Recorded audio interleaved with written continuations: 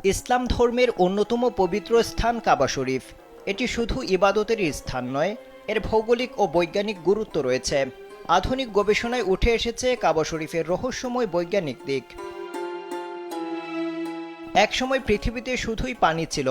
হাদিসের বর্ণনা অনুযায়ী প্রথম জমিন সৃষ্টি হয় কাবা ঘরের নিচের অংশ থেকে। জমিনে পরিণত হওয়ার আগে এটি ছিল সাদা ফেনার মতো, যা একসময় কঠিন মাটিতে রূপ নেয় এবং চারপাশ ধীরে ধীরে ভরাট হতে থাকে। সেখান থেকেই সৃষ্টি হয় এক বিশাল মহাদেশ, যা পরে বিভক্ত হয়ে বর্তমান বিশ্বের বিভিন্ন মহাদেশে পরিণত হয়। এ বিষয়ে পবিত্র কোরআনের সূরা আলে ইমরানের ৯৬ নং আয়াতে বলা হয়েছে, নিশ্চয়ই সর্বপ্রথম ঘর যা মানুষের জন্য নির্ধারিত হয়েছে সেটি মক্কায় অবস্থিত, যা বরকতময় ও বিশ্বজগতের জন্য হেদায়াতের কেন্দ্র। গবেষকদের মতে কাবা শরীফ শুধু ধর্মীয় দিক থেকে গুরুত্বপূর্ণ নয়, বরং এটি এক বৈজ্ঞানিক বিষয়।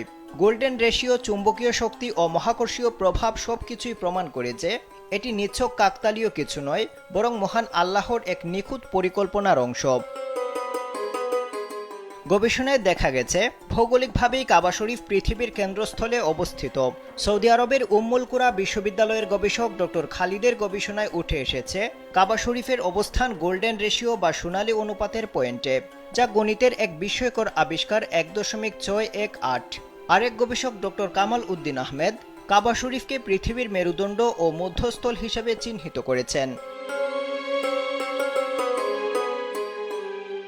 গোল্ডেন রেশিও প্রকৃতির এক রহস্যময় সংখ্যা, যা ফুলের পাপড়ির বিন্যাস, গ্যালাক্সির বিন্যাস, এমনকি মানবদেহেও পাওয়া যায়। গবেষণায় দেখা গেছে পৃথিবীর উত্তর ও দক্ষিণ মেরুর দূরত্বের অনুপাত এবং কাবা শরীফের অবস্থান ১.৬১৮, যা এক বিস্ময়কর সত্য। বিজ্ঞানীরা দেখিয়েছেন কাবা শরীফ এমন এক স্থানে অবস্থিত যেখানে পৃথিবীর ভূচৌম্বকীয় ক্ষেত্র সবচেয়ে ভারসাম্যপূর্ণ। এটি পৃথিবীর অন্যতম শক্তিশালী জিওম্যাগনেটিক এনার্জি ফিল্ড।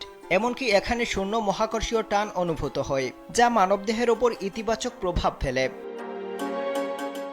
ইসলামে হজের সময় কাবা শরীফের চারপাশে ৭ বার তাওয়াফ করা হয়, যা বাদিক থেকে ঘোরার নিয়মে সম্পন্ন হয়। গবেষকরা বলছেন মহাবিশ্বের সকল গ্রহ, নক্ষত্র ও গ্যালাক্সি বাদিক থেকে আবর্তিত হয়। এতে প্রমাণিত হয় যে কাবার চারপাশে তাওয়াফ করাও মহাবিশ্বের নিয়মেরই একটি অংশ। আফদাল হুসাইন, কালবেলা।